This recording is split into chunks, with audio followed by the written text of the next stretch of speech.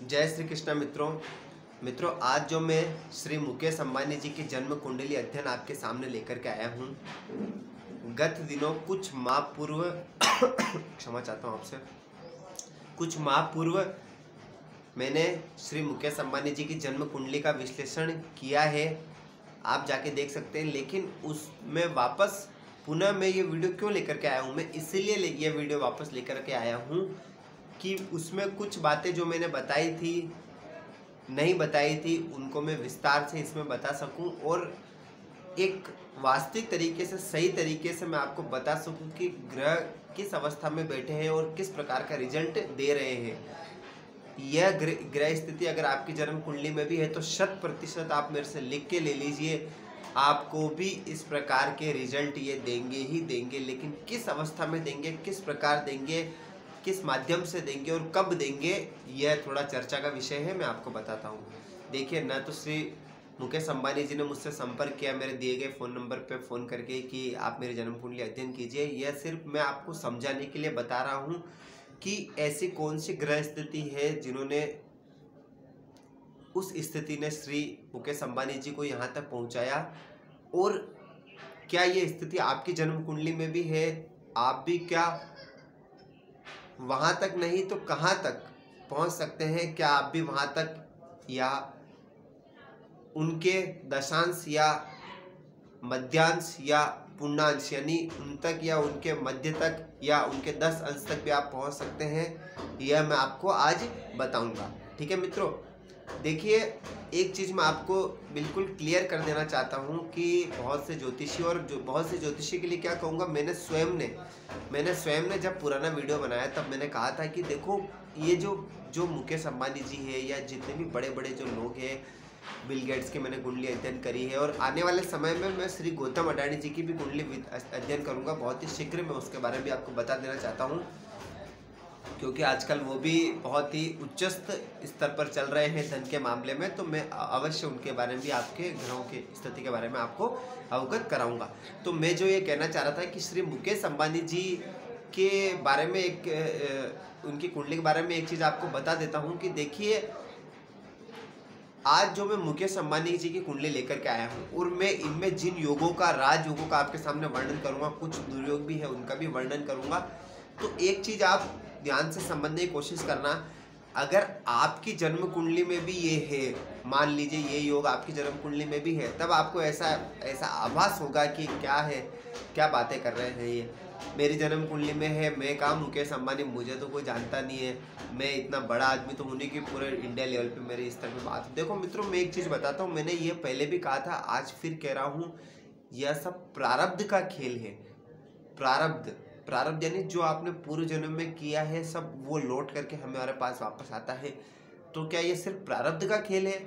तो फिर हम आपसे जन्म कुंडली विश्लेषण क्यों कराएं? मतलब आपका ये प्रश्न हो सकता है कि फिर हम आपसे जन्म कुंडली विश्लेषण क्यों कराएं, या कोई भी मुझसे जन्म कुंडली विश्लेषण क्यों कराए, या कोई किसी से क्यों कराए, या क्यों जन्म कुंडली देखे, ये तो सब प्रारब्ध का खेल है, तो फिर जो होगा जो हो जाएगा। क्यों हम इतने ग्रहों की चर्चा कर रहे हैं कि शुक्र यहाँ बैठा है, मंगल यहाँ बैठा है। देखो मित्रों, मैं एक चीज़ आपको बताता हूँ, प्रारब्ध है, 100% है, इससे नकारा नहीं जा सकता है, प्रारब्ध का ही खेल है, सत्य बात यह है।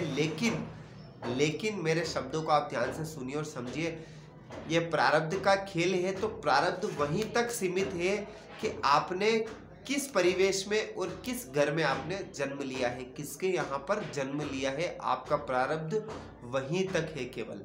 ठीक है मित्रों, आपका प्रारब्ध, अगर मान लीजिए, जो मैं उदाहरण के लिए आपको बता दूं कि जो आज मैं श्री मुकेश अंबानी जी की कुंडली में आपको बताने जाऊंगा कि ये जो बुध और शुक्र से बनने वाला लक्ष्मी नारायण योग है, बुध और सूर्य से बनने वाला बुधादित्य योग है, तो आप बोलोगे कि ये बुधादित्य योग मेरे भी है, लक्ष्मी नारायण योग मेरे भी है।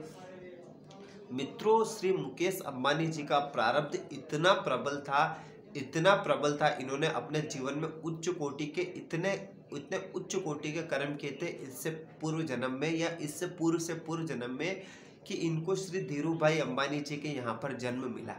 पहली चीज ये है प्रारब्ध। अब जन्म तो इनको मिल गया, ठीक है। अब क्या हुआ कि जन्म मिलने के पश्चात इनकी जन्म कुंडली में ये योग थे, तो श्री धीरू भाई अंबानी जी ने अपने जीवन में वहां तक पहुंच गए। मतलब श्री धीरू भाई अंबानी जीरो पे थे, जीरो से वो 1 करोड़ तक पहुंच गए। उदाहरण के लिए मैं, आप संख्या पे गौर मत करिए, केवल एक उदाहरण के लिए बता रहा हूँ। मान लीजिए वे 1 करोड़ तक पहुंच गए, तो 1 करोड़ से फिर उन्होंने जब श्री मुकेश अंबानी को व्यापार करने का मौका मिला तो उनकी शुरुआत 1 करोड़ से हुई। मेरी बात को ध्यान से सुनिए। फिर उन्होंने 1 करोड़ को 10 करोड़ में बदला, 10 करोड़ को 100 करोड़ में बदला, 100 करोड़ को अरब में, अरब मतलब 100 करोड़ मतलब अरब हो गया, अरब से फिर धीरे धीरे धीरे धीरे वो अरबपति बनते गए और आगे बढ़ते गए। समझ गए? तो वो जो प्रारब्ध था उनका, उस प्रारब्ध से उनकी शुरुआत 1 करोड़ से हुई। ठीक है मित्रों। लेकिन अगर मान लीजिए ये आपकी जन्म कुंडली में ये योग बन रहा है, तो क्या आपकी शुरुआत भी 1 करोड़ से हुई है? क्या आपकी शुरुआत भी 10 करोड़ से हुई है? क्या आपकी शुरुआत भी 500 करोड़ से हुई है? नहीं, हर किसी के साथ ही संभव नहीं हो सकता है। मेरा कोई दर्शक देख रहे हो और वो करोड़पति हो, अरबपति हो, तो उनको लग रहा होगा कि हाँ नहीं, मेरी शुरुआत भी 1 करोड़ से हुई है, मेरी शुरुआत भी 10 करोड़ से हुई है। लेकिन हर किसी के साथ ये नहीं है। मान लीजिए आपकी जन्म कुंडली में ये योग है, तो हो सकता है कि आपकी शुरुआत 1 रुपये से हुई हो सकता है आपकी शुरुआत आपके पिताजी ने 1 लाख रुपए डिपॉजिट आपको देके बिजनेस में डाला हो सकता है आपने शुरुआत 1 लाख से शुरू करी हो, आपने शुरुआत 10 लाख से करी हो, या हो सकता है आपके पास 1 भी रुपया नहीं हो, आपने जीरो से शुरुआत कैसे करी हो। और या हो सकता है ऐसे भी लोग मैंने मेरी आंखों से देखे हैं कि जिनके पास 1 भी रुपया नहीं, जीरो शुरुआत करी और उनके ऊपर उनके पिताजी का और उनके माता पिता का और उनके पहले का कर्जा चल रहा है कि भाई जेब में 1 रुपया नहीं है, जेब में 50 पैसे भी नहीं है और घर पे 2-3 लाख का कर्ज है। तो आपको व्यापार भी करना है, अगर शुरू करना है तो पहले 2 लाख का कर्ज भी उतारना है और फिर आपकी शुरुआत जीरो से होगी। तो ऐसे लोग भी है। तो वो आपका प्रारब्ध, मतलब आपका प्रारब्ध पिछले जन्म का बिल्कुल भी नहीं है, इस वजह से आपको उस पोजीशन आपकी नहीं मिली है। तो जो व्यक्ति जीरो से शुरू करेगा तो वो बहुत प्रयास करेगा, तो बहुत प्रयास करने के बाद वो लाख पे पहुंचेगा, लाख से 10 लाख, फिर वो 1 करोड़ में पहुंचेगा। और उतनी ही मेहनत श्री मुकेश अंबानी जी करेंगे तो 1 करोड़ से 10 करोड़, 100 करोड़ और फिर 500 करोड़, 1000 करोड़। ठीक है मित्रों, ये तो सब प्रारंभ का खेल आपको समझ में आ गया। बहुत समय चला गया, 6 से 7 मिनट, इतनी भूमिका में लेता नहीं हूँ, आप मेरे वीडियो देखते होंगे। लेकिन अब मैं इस भूमिका के बाद तुरंत प्रभाव में वीडियो बताना आप शुरुआत करता हूँ। आप ध्यान से देखिए, देखो मैं बहुत अच्छी चीज़ समझाने वाला हूँ। वीडियो को पूरा देखिए और समझिए मैं क्या कहना चाह रहा हूँ। तो श्री मुकेश अंबानी जी की जन्म कुंडली देखो। इन्होंने कोई मुझसे पूछा तो है नहीं कि मेरा कब से समय अच्छा आने वाला है तो मैं इनके अंशों पे जाऊं या इनकी महादशा के बारे में चर्चा करूं। मैं सिर्फ आपको समझाने के उद्देश्य से ये बना रहा हूं। ध्यान से देखिए और समझिए। मैं तुरंत प्रभाव में समझा के कम शब्दों में अपनी बात को समाप्त करने का प्रयास करूंगा। ठीक है मित्रों, तुला लग्न की इनकी जन्म कुंडली बनती है। कौन सी, किस लग्न की बनती है? तुला लग्न की। तुला लग्न, लग्न के स्वामी जाकर के बैठे सप्तम भाव में। आप मेरे वीडियो अगर कंटिन्यू देख रहे हैं तो नहीं देख रहे तो आप पुरानी वीडियो उठा करके देखिए। मैंने लग्न और लग्नेश पे विशेष तौर से जोर दिया है और बहुत गहराई से लग्न और लग्नेश को समझाने का प्रयास किया है। ठीक है मित्रों, मैंने क्या कहा, आप अपनी जन्म कुंडली में लग्न देखिए और लग्नेश देखिए। लग्नेश कहाँ पर विराजमान है? लग्नेश जहां पर जाकर विराजमान होगा आपके जीवन का उद्देश्य वहीं से जुड़ा होगा। आपके जीवन में सफलता आपको वहीं से मिलती हुई प्राप्त होगी। वही कार्य करके आपको जीवन में आगे बढ़ना है। तो श्री मुकेश अंबानी जी का लग्नेश कहाँ पर बैठा है? सप्तम भाव में। तुला राशि के स्वामी होते हैं शुक्र, जो कि सप्तम भाव में जाकर के बैठे। सप्तम भाव किसका होता है? धर्म पत्नी का। आपने यही सुना है मेरे मुंह से, धर्म पत्नी का होता है। लेकिन मित्रों, सप्तम भाव व्यापार का भी होता है। व्यापार का चुनाव सप्तम भाव से भी किया जाता है। दसम कर्म का होता है, सप्तम व्यापार का होता है, सप्तम पार्टनरशिप का भी होता है। तो इनका लग्न का स्वामी कहाँ पर जाकर के बैठ गया? सप्तम भाव में, यानी व्यापार के भाव में। ठीक है मित्रों, तो इनका जीवन का मूल उद्देश्य क्या हो गया? व्यापार करना और व्यापार से अपने आप को आगे बढ़ाना। मैंने यही कहा था आपको वीडियो में। अब और इनकी ग्रह स्थितियों के बारे में चर्चा कीजिए। लग्न इनका तुला, राशि इनकी धनु। ठीक है, तुला लग्न और धनु राशि। तुला लग्न के व्यक्ति कैसे होते हैं? सामंजस्य बिठाने वाले, हर चीज को लेकर सामंजस्य बिठाने वाले और थोड़े से सहनशील प्रवृत्ति के होते हैं। सामंजस्य मेन जो होता है, हर चीज को लेकर सामंजस्य। थोड़ा सा मतलब इनकी बातों में इतना आकर्षण होता है और इनके व्यक्तित्व में इतना आकर्षण होता है कि हर कोई इनके नाम से और इनके व्यक्तित्व से इनकी ओर खींचा चला आता है। धनु राशि सत्यवत्ता होते हैं, मुफट बोलने वाले, मुफट प्रवृत्ति के होते हैं। जो भी बोलते सत्य बोलते। थोड़ी अग्नि तत्वी ये राशि है, तो थोड़ा सा गुस्सा भी इनके अंदर होता है। लेकिन हाँ, अपने गुस्से को समय समय पर उपयोग करना इनको अच्छी तरह आता है। ठीक है मित्रों, अब जैसा कि मैं बता दूं, देखो लग्न इनका जाके बैठा है सप्तम भाव में शुक्र, और शुक्र अपनी 7वीं पूर्ण दृष्टि से कहां पर देख रहा है? लग्न को देख रहा है, यानी कहीं ना कहीं इनके व्यक्तित्व में शुक्र के गुण भी हमको देखने को मिलेंगे। किस के गुण देखने को मिलेंगे? शुक्र के गुण देखने को मिलेंगे, बुध के गुण देखने को मिलेंगे एवं सूर्य के गुण हमको देखने को मिलेंगे, क्योंकि ये तीनों ग्रह लग्न पर दृष्टि डाल रहे हैं, यानी इनके व्यक्तित्व में ये तीनों चीजें होगी। शुक्र अगर व्यक्तित्व पर दृष्टि डाल के व्यक्ति को क्या बना देता है? शुक्र व्यक्तित्व पर दृष्टि डाल के व्यक्ति को आकर्षक बना देता है। व्यक्ति के मन में ऐसी इच्छाएं, ऐसी चाहते भर देता है, ऐसी अभिलाषाएं भर देता है कि नहीं, शुक्र क्या है? विलासिता है। शुक्र क्या है? भोग है। शुक्र क्या है? ऐश्वर्य है। शुक्र ब्रांडेड अगर आज की तारीख में अगर जो भी ब्रांडेड चीजें हैं तो उसका कार्यकत्व किसके पास है? शुक्र के पास है। तो शुक्र क्या करता है कि व्यक्ति के मन में ऐसी ऐसी अभिलाषा उत्पन्न करता है कि जो भी चीज चाहिए, लग्जरी चाहिए, ब्रांडेड। अब श्री मुकेश अंबानी जी का घर देख लो, आप कितने रुपए खर्च किए, कितने रुपए, 1000 करोड़ रुपए, कितने हजार ये तो मुझे एग्जैक्ट नहीं पता, लेकिन 1000 करोड़ रुपए खर्च किए, कितने भी किए, लेकिन घर पर कोई 1000 करोड़ रुपए खर्च करता है क्या? आप खुद सोचिए, कितना बड़ा विला उनका है, उसमें कितने रूम है, कितना अपार्टमेंट, ये वो सारी सुविधाएं उनके अंदर है। तो क्यों वो एक सामान्य मकान बना के भी रह सकते, सामान्य नहीं तो ठीक ठाक अच्छा बना सकते। इतना लग्जरी क्यों बनाया है? इतना लग्जरी ये शुक्रदेव की वजह से बनाया, क्योंकि उनके मन में चाहते बहुत है, उनको जो भी चाहिए लग्जरी चाहिए, ब्रांडेड चाहिए, एकदम जो भी चाहिए वो सब उच्च स्तर का चाहिए। ये किसने पैदा किया? ये शुक्र ने पैदा किया। ठीक है मित्रों, ये आप बात के समझ में आ गई आपके। अब जैसा मैं आपको बता दूं कि बुध की भी दृष्टि व्यक्तित्व पर पड़ रही है। देखो, बुध की दृष्टि व्यक्तित्व पर पड़ती है तो ऐसा व्यक्ति क्या करता है? थोड़ा अधिक बोलने वाला भी होता है। तो क्या मुकेश अंबानी जी अधिक बोलते हैं? अब बोलते होंगे, ये उनके आसपास में रहने वाले लोग बताएंगे। देखो, ऐसा कोई अधिक बोलने वाला ऐसा थोड़ी कि कहीं भी पब्लिकली जाके 10-10 घंटे तक बोलता रहेगा, ऐसा नहीं है। लेकिन हाँ, ये अगर आपकी में है तो आप देखिए और मुझे बताइए, कमेंट बॉक्स में बताइए। देखो, शुक्र सप्तम भाव में बैठा है। सप्तम भाव किसका? व्यापार का है, और व्यापार के घर में ही बुध व्यापार का कारक ग्रह बैठा है। देखो, एक चीज और मैं थोड़ी इसको गहराई से लेके जाता हूँ, नहीं तो आप बोलोगे कि हमारी जन्म कुंडली जब विश्लेषण करते हो तब तो अलग तरीके से करते हो और बड़े बड़े लोगों ही करते हो, तब उसमें ये बैठा है बस अच्छाई के गीत गाते रहते हो, या फिर अच्छाई के आप मतलब कि बखान करते रहते हो। नहीं, ऐसा नहीं है। देखो सुनो, अगर आपकी जन्म कुंडली भी होती है, श्री मुकेश अंबानी जी की भी है, तो देखो मैं बताता हूँ। शुक्र और बुध किसकी राशि में बैठे हैं? मंगल की राशि में। तो मंगल के साथ ये तात्कालिक मित्रता लगा करके बैठे। तो शुक्र और बुध का जितना प्रभाव और सूर्य का जितना हमको देखने को मिलेगा वो कई गुना बढ़ जाएगा। क्यों बढ़ जाएगा? क्योंकि ये तात्कालिक मित्रता मंगल के साथ लगा करके बैठे हैं। ठीक है मित्रों, ये एक पॉइंट आप समझने का प्रयास करिए। अब आप देखिए कि बुध जो कि यहाँ पर बैठे हैं, व्यापार के घर में बैठे हैं, व्यापार के कारक होकर के लग्न पर दृष्टि डाल रहे हैं। लग्न क्या है? व्यक्ति का व्यक्तित्व, और बुध क्या है? व्यापार का कारक है। तो इनके मन में बचपन से, हालांकि इन्हें पढ़ाई बहुत अच्छी की है, विदेश में जाकर पढ़े सब कुछ, लेकिन इनके मन में भावना वही है किसकी? कि मुझे व्यापार करना है, मुझे बिजनेस को आगे बढ़ाना। और स्वाभाविक बात है, इतने बड़े व्यक्ति है तो इनके पिताजी का बिजनेस को आगे ही बढ़ाएंगे। लेकिन फिर भी इस बुध ने दृष्टि डाल करके कहीं ना कहीं इसके उस व्यापार के गुण को और अधिक बढ़ाने का कार्य किया। बढ़ाने का तो कार्य किया, और अधिक बढ़ाने का कार्य किया। ठीक है मित्रों, देखो, बुध और शुक्र की जो युति है इसे लक्ष्मी नारायण योग कहते हैं। लक्ष्मी नारायण योग व्यक्ति को धनवान बना देता है, बहुत अधिक धनवान बना देता है। विशेष तौर से व्यापार में बहुत ऊंचाई पर ले जाने वाला होता है और बहुत अधिक सफलता देने वाला होता है। ठीक है मित्रों, ये आपको समझ में आ गया।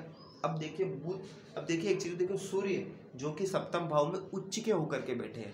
ठीक है, अब एक चीज मैं बता दूं, देखो केतु भी यहाँ पर बैठे, तो केतु ने बुध के साथ बैठ करके जड़ दोष बना दिया। ठीक है, शुक्र के साथ बैठ करके लंपट दोष, और सूर्य के साथ बैठ करके कहीं ना कहीं ग्रहण दोष बना दिया। लेकिन एक चीज मैं बता दूं कि अगर मान लीजिए कोई ग्रह स्वग्रही हो या उच्च का हो, और उसके साथ में अगर विशेष तौर से केतु राहु भी हो तो चलेगा, लेकिन विशेष तौर से अगर केतु बैठे हो तो कहीं ना कहीं उसके प्रभाव में 5 गुना अधिक बल ला देते हैं। सूर्य यहाँ पर उच्च के होकर के बैठे हैं और यहाँ पर केतु विराजमान हो गए, तो कहीं ना कहीं इन केतु ने इनके सूर्य के बल को 5 गुना अधिक बढ़ा दिया। ठीक है, तो पहले से ही सूर्य उच्च का है तो इन बहुत ही नाम और ख्याति विख्यात है। ऊपर से इनके अगर सूर्य के बल को 5 गुना बढ़ा दिया, तो अब आप सोच लो, देश विदेश नहीं पूरे विश्व में इनका नाम जाना जाता है।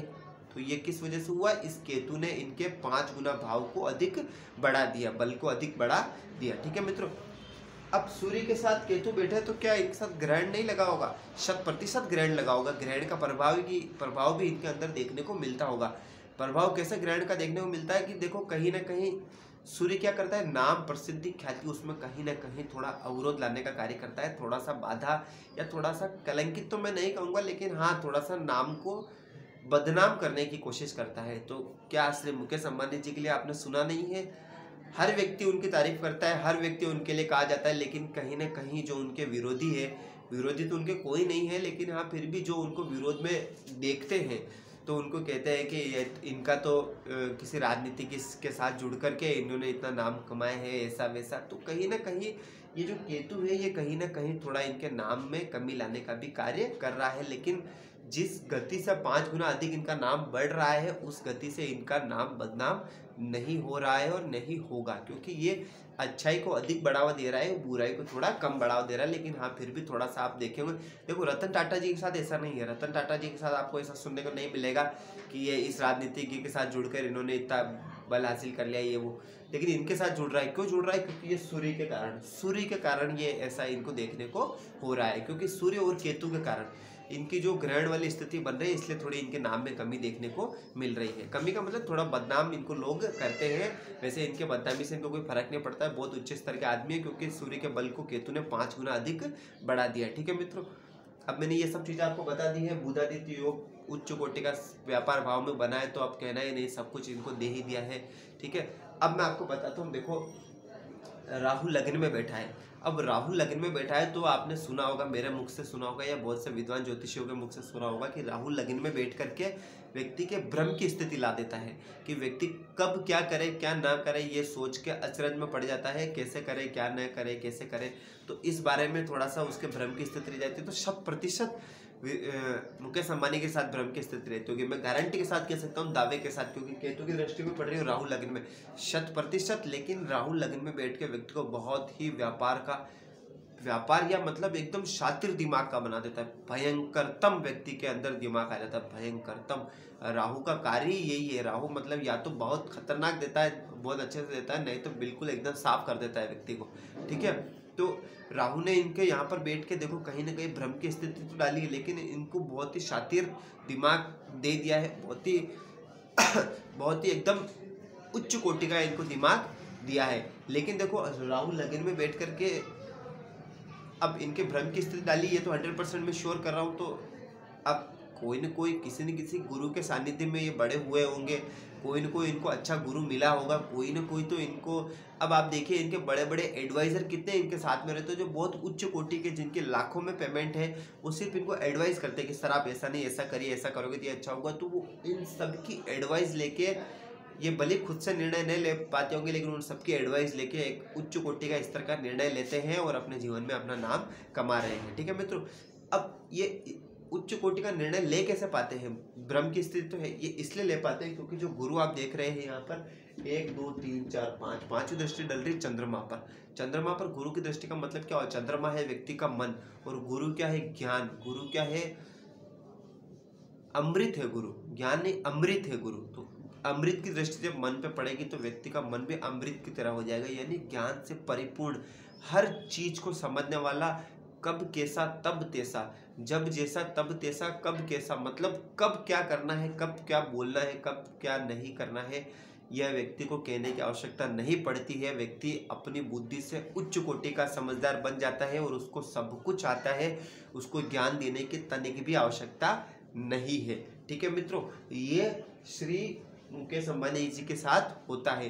भ्रम की स्थिति है, लेकिन गुरु की दृष्टि चंद्रमा पर पड़ रही है, तो भ्रम की स्थिति होते हुए भी एडवाइस लेकर वो एक सही निर्णय ले लेते हैं। एक चीज और बता दो, केतु की 7वीं दृष्टि पड़ रही लग्न पर, भ्रम उच्च स्तर का देते हैं, और 9वीं दृष्टि पड़ रही है चंद्रमा पर। चंद्रमा पर केतु की 9वीं दृष्टि पड़ रही है, इसका मतलब मानसिक तनाव को ये बढ़ावा देते हैं। तो आपको क्या लगता है, श्री मुकेश अंबानी जी के मानसिक तनाव नहीं होगा? 100% होगा, और उच्च कोटि का होगा। जब व्यक्ति इतना बड़ा स्तर का कार्य कर रहा है तो मानसिक तनाव तो होगा ही ना। कब कहाँ क्या हो रहा है, क्या बिका क्या नहीं बिका, क्या डील करनी, किसके साथ डील कैंसिल हो गई, किस व्यापार में घाटा हुआ, किस में फायदा हुआ, 100% होता होगा मानसिक तनाव। और केतु की दृष्टि पड़ने से ये मानसिक तनाव बढ़ जाता होगा। ठीक है मित्रों, लेकिन गुरु की दृष्टि पड़ने से वो मानसिक तनाव को डैमेज कंट्रोल कर लेते हैं। ठीक है मित्रों, ये मैं आपको बता दूं। दूसरा एक चीज मैं बता दूं, देखो शनि की दृष्टि पड़ रही है मंगल पर, तो कहीं ना कहीं भले ये विस्फोटक योग बना रही है, लेकिन छोटी मोटी परेशानियां इनके भी जीवन में हुई होगी। और इनको बड़े बड़े जो विद्वान ज्योतिषी है उनके संपर्क में रहे होंगे तो उन्होंने इनको बताए होंगे उपाय और इन्होंने किए होंगे, इनके लिए नित्य पूजा पाठ होती होगी। जिस स्तर के ये व्यक्ति है तो 100% कहीं ना कहीं इसमें भी कहीं ना कहीं थोड़ी कमी देखने को अवश्य मिलेगी। बाकी मैं आपको योग बता देता हूँ, कल को आप ये ना कह सको कि हमारी कुंडली में तो आपने सबसे पहले यही बता दिया कि शनि और मंगल की विस्फोटक स्थिति बन रही है या फिर ये ऐसे थोड़ी परेशानी की स्थिति बन रही है, इनके साथ भी होगी। लेकिन वह ठीक है, इन्होंने उच्च स्तर पे पंडित जी को बिठा करके पूजा पाठ करवाई होगी, ये सब कराई होगी, तो कहीं ना कहीं इसमें थोड़ी राहत देखने को अवश्य मिलेगी। ठीक है मित्रों, दूसरा एक चीज मैं आपको बता देता हूँ कि देखो क्या मैं आपको बता रहा था कि हाँ, शनि कहाँ पर बैठे हैं? शनि धन भाव में बैठे। देखो शनि जहाँ पर बैठते हैं उस भाव की वृद्धि कर देते, कहीं ना कहीं 100% इनके धन में वृद्धि करी है, ये आपको पता ही है।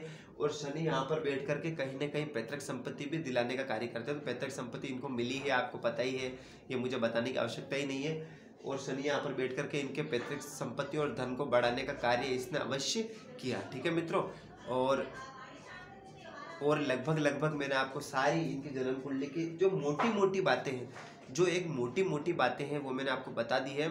एक छोटा सा पॉइंटर बता दूं, देखो चंद्रमा कहाँ पर बैठा है? इनके पराक्रम भाव में। समझो, चंद्रमा पराक्रम भाव में बैठा है और दृष्टि कहाँ डाल रहा है? भाग्य भाव पर। तो इनका जो व्यक्तित्व है, चंद्रमा क्या है? व्यक्ति का मन है। तो इनका मन दो चीजों में बहुत अधिक लगता है, एक तो अधिक से अधिक पुरुषार्थ करूँ, अधिक से अधिक मेहनत करूँ, मेहनत में कोई कमी नहीं छोड़ू। इतने अधिक धनपान हो गए, इतने अधिक धनपति हो गए, इतने अधिक धन कमा लिया, फिर भी इनकी चाहत नहीं रुक रही है कि मैं और आगे बढ़ूँ। इनकी सदैव मन में एक ही रहता है कि मैं अथक प्रयास करूं, अधिक से अधिक मेहनत करूं और अधिक से अधिक सफलता हासिल करूं। ऐसा क्यों? क्योंकि चंद्रमा जो बैठे हैं पराक्रम भाव में बैठे हैं, तो पराक्रम भाव में बैठ करके चंद्रमा ने क्या किया कि इनके पराक्रम को जागृत करने का कार्य किया। मतलब इनके दिमाग में हमेशा पराक्रम चलता रहता है कि मुझे बस मेहनत करनी है, पराक्रम करना, मुझे आगे बढ़ना है, ये हमेशा इनके दिमाग में चलता रहता है। दूसरा ये कि चंद्रमा यहाँ पर बैठ करके ज्ञान भाव पर दृष्टि डाल रहे हैं, क्षमा चाहता हूँ, भाग्य भाव पर दृष्टि डाल रहे हैं। तो श्री मुकेश अंबानी जी धर्म ध्यान में भी बहुत रुचि रखते हैं, श्रीनाथ जी के बराबर दर्शन करने आते रहते हैं। राजस्थान में जो श्रीनाथ जी है, नाथद्वारा के अंदर जो भगवान, जहाँ पर भगवान श्री कृष्ण साक्षात विराजमान है, उनके दर्शन करने आते रहते हैं बराबर। उनके वो इष्ट देव है और वहाँ पर उनका सानिध्य लेते रहते हैं। और दान दक्षिणा धर्म ध्यान में भी उनका बराबर रुचि रखती रहती है। उसी कारण से देखो, दान धर्म पुण्य करने से ही व्यक्ति का विकास होता है, तो वो बराबर ये करते रहते हैं। यहाँ पर धर्म भाव पर दृष्टि डालने के कारण वो ये बराबर इससे जुड़े रहते हैं और इनका उत्तरोत्तर विकास होता रहता है। एक चीज और बता दूं कि शुक्र लग्न पर दृष्टि डाल रहे हैं, तो आपने देखा होगा कि मुकेश अंबानी जी फिल्म से बहुत ज़्यादा जुड़े रहते हैं, क्रिकेट से, या फिर ऐसी लग्जरी चीज़ों में पैसा लगाते हैं जिनसे अधिक पैसा कमा सकते। क्रिकेट की टीम खरीद ली मुंबई इंडियंस, वहाँ से पैसा कमा रहे हैं या उन्होंने कमाया है, ठीक है। या फिर जैसे मान लीजिए कि क्या बोलते हैं, अभी सुनने में आ रहा है कि वो कोई फुटबॉल की टीम भी खरीद रहे हैं, ठीक है। तो वो ये सब ऐसे जो ये सौंदर्य की चीज़ें हैं, जो लग्जरीज चीज़ें हैं, जो मतलब कि बड़े बड़े स्टार लोगों के साथ जुड़कर पैसा कमाने वाली चीज़ें, वो सब कौन कराता है? शुक्र कराता है, ठीक है मित्रों। फिल्म में पैसा लगाते हैं, ये फिल्मों में पैसा लगाते हैं, ठीक है। और फिल्मों में पैसा लगाते हो, कम लगाते हो, लेकिन बड़े बड़े स्टार लोगों, फिल्मी एक्टर एक्टरनियों के साथ या फिल्मी सितारों के साथ इनका जो उठना बैठना होता रहता है, वो इस शुक्र के लगन के होने के कारण। दूसरे उद्योगपति इतना इंटरफेयर करते होंगे, नहीं करते होंगे, ये मुझे नहीं पता, मैं सुनने में कम आया, लेकिन मुकेश अंबानी जी के लिए ज़्यादा सुनने में आता है। क्यों आता है? इस शुक्र के कारण। ये शुक्र लगन पर दृष्टि डाल करके कहीं ना कहीं जो इनका जुड़ाव है फिल्मी सितारों के साथ, उसके साथ उसको बढ़ा देते हैं, ठीक है मित्रों। मैंने आज थोड़ा सा डिफरेंट करने का प्रयास किया है। इसमें भी अगर आपको कुछ और लग रहा है तो आप अपने कमेंट बॉक्स आपका ही कमेंट करिए, और अधिक से अधिक कमेंट करिए, और कोई प्रश्न पूछना है तो आप पूछिए। वीडियो को देखते रहिए, देखते रहने के लिए आपका बहुत बहुत धन्यवाद। अच्छा लगे तो अपने मित्रों को शेयर करिए। देखते रहिए, देखते रहने के लिए धन्यवाद आपका। जय श्री कृष्ण।